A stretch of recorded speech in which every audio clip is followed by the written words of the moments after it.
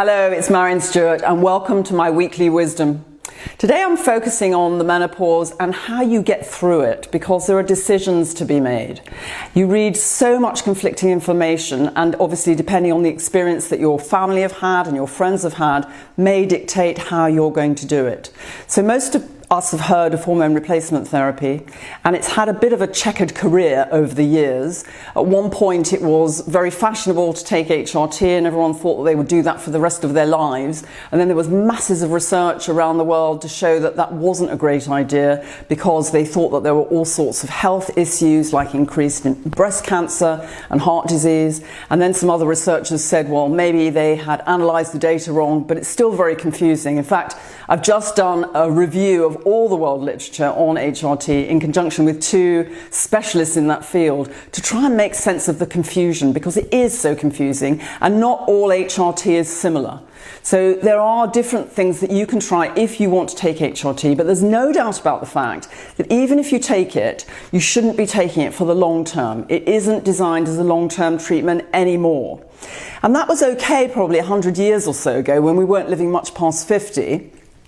But now 50 represents about halfway for many of us. We're blessed with so many lovely years, but you've got to be in good shape to actually enjoy those years. So if you say that the average age of going through the menopause is 51, and let's say you could take HRT for 5 years, what are you going to do when you're 56 for the rest of your life? You've got to learn not just to manage your menopause symptoms, but also to keep your bones and your heart and your memory in good shape in the long term. So there is an alternative approach. That's the approach I've been using with my patients for over 25 years.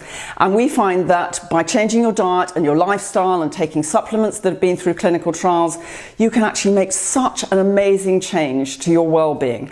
And I know that over 90% of my patients are completely symptom-free without taking any drugs or hormones, just by following my program. So you can take HRT if you want to, or you can try the alternative approach. If you're already on HRT, don't rush to come off it, because I normally establish my patients on the alternative and then wean them off the HRT, because even if you gave a man HRT and you took him off suddenly, he would have hot flushes, and you don't want to have more extreme symptoms than you've already got. So think about it. There's lots of things you can read. If you want to read the review I've done, you can download it, and certainly leave me some information about how you're managing. And if you've got questions about the alternative approaches, I try and answer the questions in my sessions, so I'll try and do my best for you. And don't forget, if you're not already on my mailing list, go to the website and join it so you can get my weekly newsletters, and come and join my community online so that you can have the benefit of my ongoing wisdom. So thank you very much for joining me today.